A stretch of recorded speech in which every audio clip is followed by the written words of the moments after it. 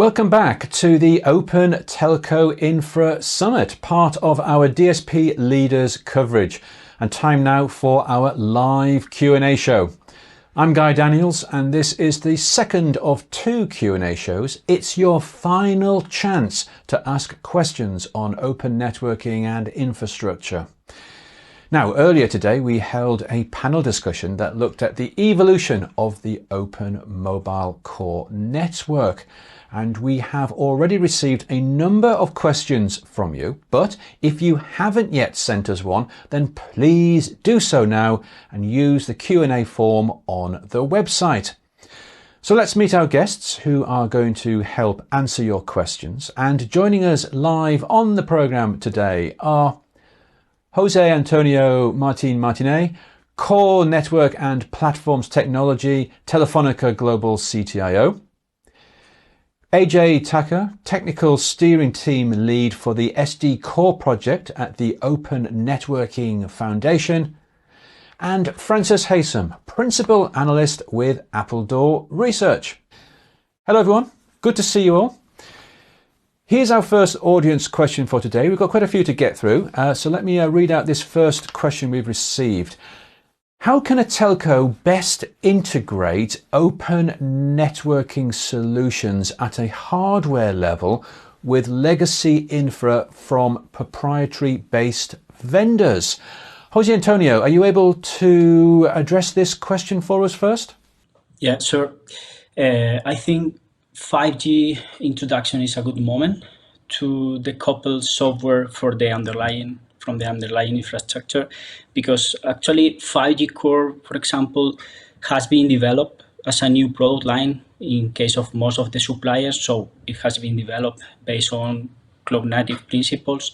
So I think it is a good moment to take this software, to ensure this software is completely agnostic to the underlying infrastructure, and start deploying the solution agnostically to the infrastructure. So actually, we try to ensure this from the legacy EPC solutions based on virtual machines mainly. But I could understand that some CSPs have still some of their solution under, let's say, legacy infrastructures. So it is a good moment to start deploying 5G Core, supporting not only 5G but also 4G, and start migrating traffic from the legacy platforms to the new platform, ensuring this agnosticity I was referring to. Actually, this is a key requirement for us in all the platform selection process. We need to ensure this new 5G Core software is completely agnostic to the infrastructure. So I think, as commented, 5G introduction is a perfect moment to break this software from the underlying infrastructure. Thanks, Jose Antonio. So it's a step that telcos have to go through. They have to recognise it and get through that. And you're saying let's do it. Start migrating traffic and using 5G to do this. Francis, thoughts from you? Because this question is all about integration. It comes up so often, doesn't it? Integrating newer, open, disaggregated solutions with existing kit in the network. What's your thoughts? Yeah, probably a little bit of background. I spent a lot of time in system integration roles with vendors before I was an analyst. I think the critical thing, whether it's in 5G Core or whether it's in things like Open RAN, for example, is that the fundamental success here is to be clear about why you're doing something and what benefit it's going to bring. I think it's really important, and I stress it's not in the core, it's the Open RAN. But one of the things that is really interesting about the Rakuten Symphony experience is that they actually effectively disaggregated the radio and the baseband with Nokia years before they actually went into the Open RAN standards business. And the reason I think that was a success, even though in its earliest days it was a bit of a kludge, is that they were clear what the business benefit they were going to achieve from it. So I'd make the really key point in doing this, whether you're moving to 5G core, the business cases that you're trying to do it with it should drive the way in which you're trying to actually address the problem. Understand what needs to be done quickly. Understand what is less important. Prioritize based on the business, not necessarily just the technology of both the legacy and the new stuff as well. Great, thanks, Francis, for that advice. Be very clear what the business benefits are, what you're trying to achieve. Okay, thanks everyone for those comments. Let's move on to our next viewer question. These are all questions we've received from our audience, and this question is about security. The question asks, what does the panel think about the security challenges of taking an open, disaggregated approach to the telco infrastructure space? AJ, can we come across to you to start us off with some thoughts on the security issue? That's right. So the moment we talk about open and disaggregated, it really creates multiple issues in terms of security. The first very most important point comes out is that increase in the attack surface. So each individual component comes from the different vendor, and that really means that each and every interfaces exposed by this component needs to be validated, and it has to be a security compliant. So that's very, very important challenge, right? The second one comes is that in the legacy monolithic solution, internal interfaces were not exposed outside.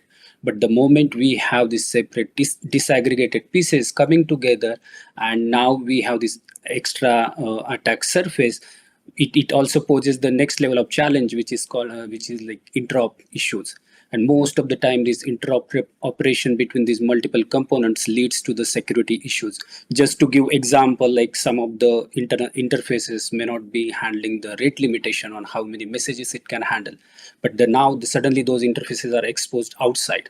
So it is vulnerable for example, like DOS attack. The third challenge what I see is around the supply chain. So we get the hardware and software components from the multiple vendors. So what it means is that each and every component coming from these vendors needs to be compliant with the company's or regulation policy, right? So we have like customer or vendor has to now pay more attention to this aspect. And the last is that if there's any area where we are using the open source, then a customer needs to pay attention on the various vulnerabilities detected on those open source pieces, and then how quickly we can patch those components to make it so that the customer system is not open for any security threat. Right. So these are the four things I can think of, but I'm sure there could be many more challenges on the security front. But if there are a well-defined process about how we update these components, how we quickly detect these challenges, and what is the best way for us to update the components in a short amount of time, right? If those processes are defined, then we will be able to overcome this challenge as well. Yeah. Thanks very much, AJ. That's fascinating. So a number of increased challenges and considerations there, but there's an identifiable path to overcoming these. Jose Antonio, I'll come to you in a moment, but first of all, Francis, what are your thoughts on this security-based question? Yes, I think one of the important things that we do when we look at the whole aspects of opening up interfaces is that we make sure we're comparing apples with apples, not apples with oranges. One of the things about proprietary systems is, as AJ said, they are full of internal interfaces. And they're also increasingly full of open source software and a number of other things. One of the challenges that telco has is it's very easy to see that it's a secure castle, each of these proprietary systems. But the honest answer, a lot of what is behind those proprietary systems is increasingly open or using other software, and it's vulnerable. It has its own attack surface. So I think it's very important that we understand that quite often with openness comes actually some benefits of managing that attack surface. Is in that there is more. The black hats are already inside the machine, as it were. But with the potential that by being a little bit more open, you have the opportunity to leverage a much wider community in terms of challenges. And if you also look in terms of the, it's a little bit dated, but there was a very, very strong example of an Ericsson network failing because of software keys. That took nearly a day and a half to, I think, solve. And it was only Ericsson that could solve that problem ultimately. Whereas openness gives you a lot more opportunity to see what is going on and also to bring a larger community to solve problems in that area. And that's increasingly where security is going. And it's something we've looked at very closely with our research in terms of observability and openness. So I think it's important. Just make sure that we're comparing the same thing, and don't think just because it's proprietary, it doesn't have an attack surface. Yeah, absolutely. Thanks very much, Francis. And as you say, more visibility is not necessarily a bad thing. Jose Antonio, what would you like to add to this question? Yeah, I agree with what has been commented, but I would like to add some thought that is basically in this open environment. Traditionally, we manage everything in our premises, but now it is very important where the applications that manage user data are deployed, because we have a strong user data protections, and for example, we are facing some challenges on public cloud deployment. So there are different challenges we need to deal with on this aspect, and probably one solution resides on using third-party encryption tools. But we have detected this increase a lot, the footprint, and is not efficient. So I totally agree, and it is a high challenge for us, how to resolve this security in open and disaggregated environments and in multi-cloud environments. So totally agree. Great insights there. Thanks very much. And it's certainly an issue that will be developing over the next 12 months. Absolutely. Now we have another question in from our audience. This one relates to maybe the tier 2s and tier 3 operators. How do you foresee the future of smaller mobile network operators who traditionally have a single vendor for simplicity and easier manageability, who now need to adopt a 5G standalone infrastructure, as well as keeping up with the trend of hardware and software disaggregation? Francis, let's come across to you first here. It's all very well for the bigger, more resourced up operators, but for those who have fewer resources available, this could be a bit of a challenge. Yes, I'll come back to the answer I made actually to the first question. I think we need to start with what are you trying to do and why? For a lot of smaller operators who are quite literally really just expanding what they do, more consumer broadband, maybe some enterprise broadband, but it's fundamentally connectivity. A lot of the challenges of the new technology is that the reason to disaggregate is really for two reasons. One of which is that I may get a lower cost point for it because I've got more competition in the supply chain. I may get better performance from it and be able to better use disaggregation. But probably the most important thing, particularly as we go towards 5G standalone, is the ability to innovate. And in that kind of area, the telco has to really ask: is it about innovation? Is it about doing things quicker? And I think for a lot of smaller operators, the question there is their main business is just keeping the lights on in terms of broadband connectivity. So the question is, particularly with things like 5G standalone, which is a really beautiful environment to innovate things and make things much more flexible and cloud scalable, etc. But at the same time, if you're doing things at the same rate as you've always done them before, it's also adding a huge amount of software complexity versus your ultimate aim. So I think what you're going to see is a spectrum of use cases, very similar to some of what we found when we were looking at Open RAN as well. Is that the majority of people who don't want to innovate, who don't fundamentally want to change their operational model, they're probably far better off buying an integrated solution. There's question mark there. And at the other end, you're probably going to see new system integrations that are going to bring together piece parts, but put them into a very similar sort of integrated stack. And there's going to be a small bit which is really doing the innovator, but that's far more likely to be for the major operators who can make that kind of investment. Fascinating. Thanks very much, Francis. Yeah, as you said, it comes back to the answers for the first question about knowing what it is you need to do and want to do. Thanks very much. Well, unless we've got any other comments, I think we shall move this along. Oh, AJ, do you want to come in, please? Yeah, so I think this question is very well valid.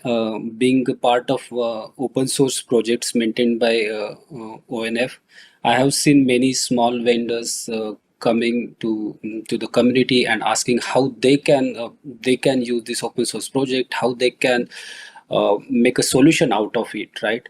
And I have also seen the other set of ONF members who are a kind of system integrator, who have lots of hands-on experience on these open source projects, and they are ready to come up and take the challenge of integrating multiple pieces and providing become a single point of contact towards these small operators. Right, so that's really an interesting model where these system integrators are ready to integrate and as well as ready to support and being a single point of contact for all the operators. Yeah.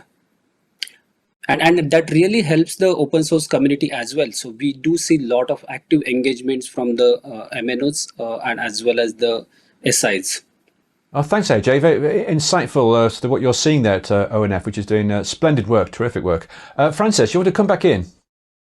One of the things I've actually forgot to say is, and it's important to say, I think size is not the important thing here. It is ambition. We recently did a podcast with WGO2 and Mobi in Hawaii. And one of the interesting things, they're a tiny operator, but they're using the core as a means to do some strong innovation. And they know why they're using that flexibility that comes from what is effectively a core as a service, a cloud service, to do some really innovative things, particularly in terms of introducing their capability in the mainland US. So I think it is possible. But again, it comes back to the why are you doing this and what are you trying to achieve from that. There's some really good examples that can be done there. And if we can find what those innovation cases can be, they can really drive some change here. Yeah, absolutely. That's I'm glad you mentioned that, because that's another good route for the smaller operators to take. Right, I think what we'll do now is check in on our audience poll for the Open Telco Infra Summit. The question we have been asking you this week is, what are the main barriers to realizing a broad and diverse open telco infrastructure ecosystem? And you can see the real-time votes have appeared across the screen to my right. And if we look at the results so far, well, it looks like a tie there, 55% each for ongoing dominance of the incumbent major vendors and CSP concerns about interoperability and integration. Seems to be very similar to last year's numbers. Now, if you've yet to vote, then you are running out of time. We're keeping the polls open until the end of today only, and then we will analyse the results on TelecomTV. Okay, we have more time for further questions, and there's one here that actually references that poll. And let me read this out. The poll results show, this is someone obviously who's been watching our content and yesterday's live Q&A as well. The poll results show there are major concerns about the dominance of the incumbent vendors. Might the whole open networking movement be taken over by these vendors who will then repackage the various components and sell them as a single pre-integrated solution? It's a good question, and we touched on it a bit yesterday and also earlier in today's show as well, of course. Francis, let me come across to you to start us off, please. Yes, I think there's a danger of the classic yes and no to that question. And again, I'm sounding like a stuck record, but it comes down to the what and why of what we're trying to, or what the CSP, MSP is actually trying to achieve by deploying a disaggregated solution. It's really, what do you want to do that's new in this area that is fundamental about driving this kind of change? The incumbent, it's no surprise that the incumbent vendors are very, very strong in that they've got decades of delivering core networks that do the majority of the business for a mobile telecom. They're very, very strong, and I think particularly important when you make the leap from the kind of what I would term is the innovation, the introduction of new technology through to the major procurement of the technology. A lot of the challenges for, say, the procurement or the finance department is they fully understand what their existing business model is. They fully understand how they buy the boxes, call it the core, etc. And without a very, very strong idea of where this innovation value comes, it's very easy to say, actually, it's far more important that I can cut my existing vendors can actually cut 10% off the value of what they do, because they can sell it to multiple suppliers versus a one-off component.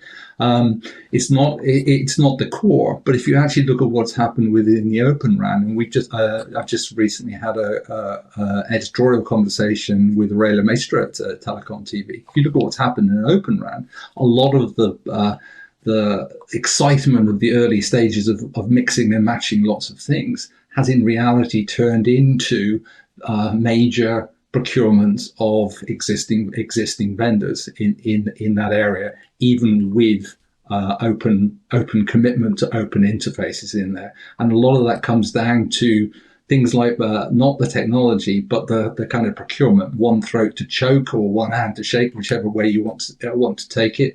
A lot of those examples become much more important when we turn to take this mainstream. So be clear what it is, but we need to be really much clearer about what the benefits and the agility that can be provided in this area. Otherwise, you'll just hit that kind of, yes, but I can get it cheaper from an integrated solution. Yeah, thanks very much, Francis. And I know our poll didn't really show procurement as being a big issue there, but we certainly, anecdotally, we hear an awful lot from our guests on our shows about that from smaller vendors as that being an issue. AJ, let's come across to you for comments. Yeah, so one of the important point we should look at is that the telecom solutions are heavy in terms of standardization. It requires a lot of investment in terms of implementing those standards in a way that it is interoperable with the other vendor solutions, right? And the second point is that when small vendor when any telecom operator tries to bring in the multiple vendors solution, right, then there is a onus is on those operator to go through all the testing and make sure that these solutions are really working together, right? So this can be a time consuming, and on the other hand, we talk about CI/CD and so many things about these disaggregated solutions. And the moment we have these different solutions, it doesn't work seamless, right? It takes time. So I think that's the key area, like how we can make sure that these multiple solutions coming from these vendors can work together, and the customer need not spend a lot of time into evaluating these solutions, right? Because the typical standard bodies, they have a lot of options, a lot of optional interfaces, and it really creates a problem. Like, and that's the reason, like when there's one of the proven vendor who has all the bits and pieces working together, then naturally they have upper hand. and it saves a lot of time for the customer as well, right? But I would say, but like it doesn't give opportunity for the new supplier. It does give, but there are challenges. Yeah, you're absolutely right. And thanks for those insights. It'd be interesting to see what happens in the next 12 months as well, to see how this pendulum swings a bit and where we end up here. We'll keep a close eye on this, of course. You mentioned CI/CD there, AJ, and that brings us on to another question we've got from another audience member. And Jose Antonio, I'm going to put this one to you first. And the question asks, would a CI/CD/CT approach reduce the barriers to a wider open telco infra ecosystem? And what other solutions will help to gain agility? Very good question. Actually, I think CI/CD not only will reduce these barriers, but I think it is an important and a key part of this, let's say, journey. Because we see ICT a part of all the advantages that we all know about automation, for example. This will enable to build a new, let's say, ecosystem for deploying our solution, or managing the lifecycle management, and this ecosystem should be built in an agnostic way to the underlying infrastructure. So this will enable, for example, the opportunity to operate in the same way over our private cloud or over the public cloud or any other cloud we want to deploy on. So I think CI/CD is key for that.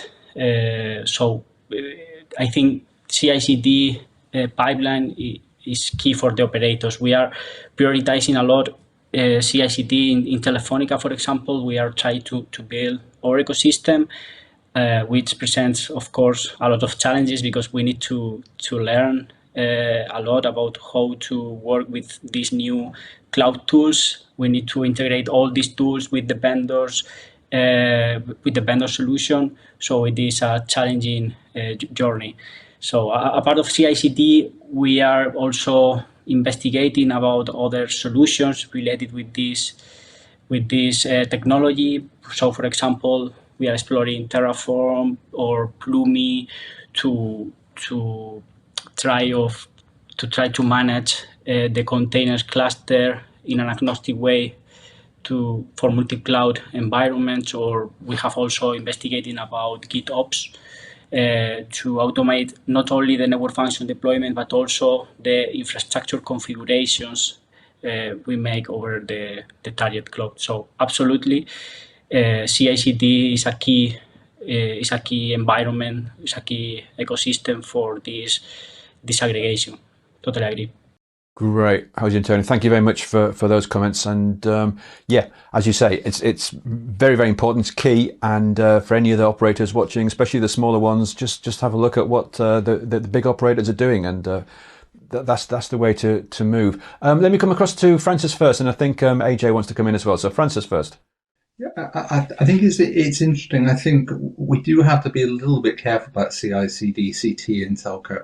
My impression is that there's a lot of what I would term is the development part of it and the integration part of it.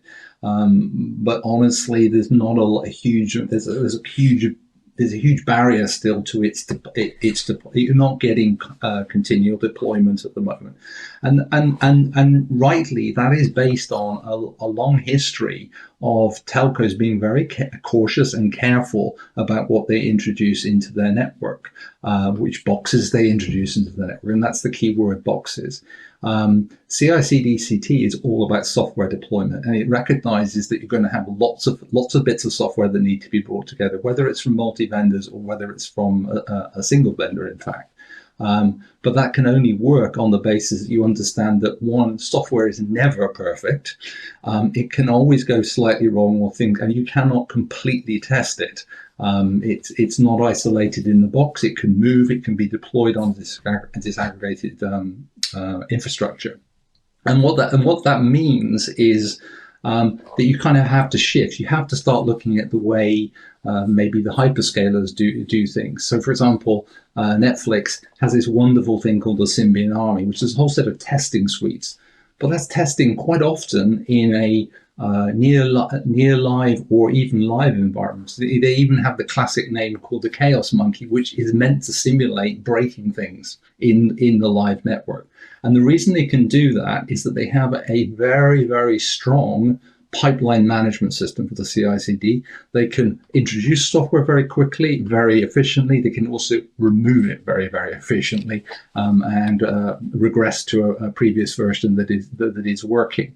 That is a very alien concept to a telco. So I think one of the things that you mentioned, the kind of additional thing that needs to be there is it needs to not just be a kind of lip service to the CI/CD process. It needs to actually be an end-to-end process. It needs to be not just the IT department saying what will go operational. It needs to be the operational areas of the business, understanding how that works, how they feed back, how they bring things in, how they take things out. And that's quite a major change. It's something that telco can do, but we're kind of in the intermediate there. Yeah, thank you, Francis. And it's a message we continue to push with our cloud native telco coverages as well. And you mentioned Netflix there. If anyone interested, they have a fantastic technology blog. If you want to get into the nitty gritty of data pipelines and what have you, it's really hardcore stuff, but very good.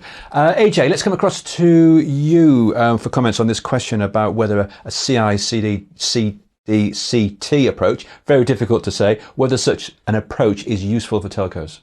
See, apart from so we really get advantage of CI/CD and CT only if the underlying solution is developed using the newer technologies, which means that solutions are coming containerized, they are cloud native, or they have the microservice first approach, or they have API first approach.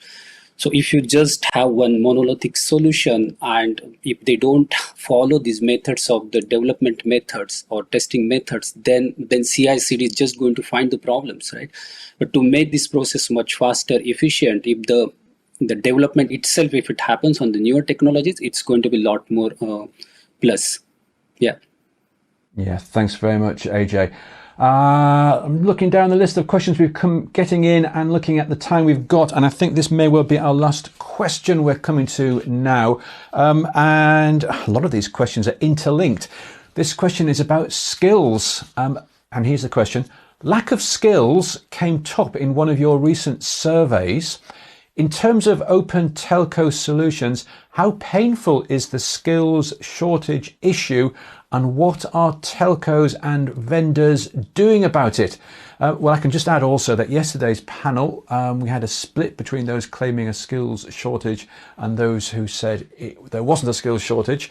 Interesting to see what we have to say today. Francis, let's start with you. First of all, is there a skills shortage here? I'm going to be in danger of saying yes and no again. I think there is a skills shortage, but I don't think it's the skills shortage that many people think it is. As we look at this, there's a desire that it's not about it isn't about developers and skills. It's a lot more about how I mentioned it before, how we move to a CI/CD culture is less about technology. The technology exists already. It's all about cultural change. It's all about cultural transformation of the way you see the problem of managing a network, moving from a network that is made out of hardware boxes which you connect together and you know exactly where they are and where they connect to a much more fluid software moving around the network. Introducing new features a lot quicker. So I think a lot of the skills that are missing is that kind of big picture transformation skill. I think the other area is not the ability to develop software, but it's the idea of how we join the silos together in networks. A lot of what we want to deliver in terms of new features or new capabilities or being able to innovate much quicker are about connecting IT development with marketeers or other industries in terms of their needs and the way you can address that one. And again, telco needs to change. It's a cultural change of how you do that, how you turn that into something that can be delivered in 3 months versus something that would typically have taken 2 years for a new product to be deployed in telco. Again, how do we leverage that kind of change? And I'll just raise I was at a conference last week. It was actually an enterprise IT conference in Barcelona, and one of the interesting things there was the Audi, the lead from Audi who was presenting at that thing, made a really strong point about this change and how that industry has exactly the same problem. They describe it slightly different. They describe their IT function and they describe their operational technology, i.e. the people who bash the metal in factories. And there they found that very much they could not get this to work, this new IT, until they brought those teams together. So I think there's an opportunity to bring that kind of thinking into telco, the much more strong integration of the operational team and an operational team that isn't still firefighting the battles that they have to do today, that it has the time and the space to understand the technology and be able to act as champions to deploy that technology. Yeah, absolutely, Francis. Thank you very much for those comments. And as you say, I think we have to be careful when we say skills and skill shortage, just to qualifying what skills we're referring to. There's no doubt that telcos are very knowledgeable and have a lot of skills on how to run a network. So bread and butter, as was mentioned yesterday, but in other aspects, maybe not so. AJ, what are your thoughts on the skills issue? Yeah, so definitely, I mean, it's difficult to say that there's a skill shortage. I won't be able to say if yes or no, but I will definitely say what are the new challenges we have in terms of what kind of talent we look for when somebody is into the telco development, and we are now not just talking about some small individual box product, telecom product, but we are talking about this product to be developed as a cloud native. We should have easy access. We should have the way to do the CI/CD iterations on this product. We should have the way to, since we are talking about open source usage, now we need some people who developers or maybe security experts or maybe validation team experts who are aware about all these open source technologies, who are aware about these newer development methods. Right. So now the knowledge requirement has gone beyond the typical domain knowledge. So it's like by default, no matter what domain you are working on, it's expected that each and every individual who is part of this product should have some knowledge about CI/CD, should have some knowledge about cloud native, should have some knowledge about these various container orchestration platforms, should have knowledge about the open source, right? So there is no limit. And having this right set of people available in your team as a part of your product is the key to do things very efficiently, right? So, I mean, we may have these people, right? But it's a de facto need of all these people to be part of your team. We can't just go with some specialized domain person and he doesn't know how whole this thing is going to get deployed, right? So that may not work well. Yeah, well said, AJ. Thank you very, very much for those comments. And Francis, I know you wanted to come back in on your last comment, so let's quickly come across to you to wrap things for us. I think the important thing is a lot of the skills are there in telcos. You know, the average, in a way that actually other industry verticals don't have that. The operational environment is actually quite well populated with IT skills. If you look at what a typical NOC does, they're making scripts, they're developing workarounds typically for what they work in. In our OSS environments within telcos, there's lots of software development. So it's not. I don't think it's certainly not development skills. And there is the foundation there to do something different. But it needs to be directed in a way that is about transforming, not automating or coding what you do at the moment, but doing it in a way that changes things, makes things different, and leverages the new technology. Yeah, thanks, Francis. Harness the skills that we have already within our organisations. Well, thank you very much, everyone. We are out of time now, so I'd like to thank all three of you for joining us for this live programme. And that's a wrap for this year's Open Telco Infra Summit. Thanks to all of you who submitted questions over both days of this event. As always, your input is invaluable. If you missed any of our programs featuring all of these industry experts, then you can watch them on demand from our website. Our next online summit is not until January next year, when we focus on the Green Network. Next month, it's our annual in-person event, the Great Telco Debate. We'd love to see you in London in December, but if you can't make it, don't worry, because we'll be live streaming the event online. Full details are on the TelecomTV website. For now though, thank you for watching and goodbye.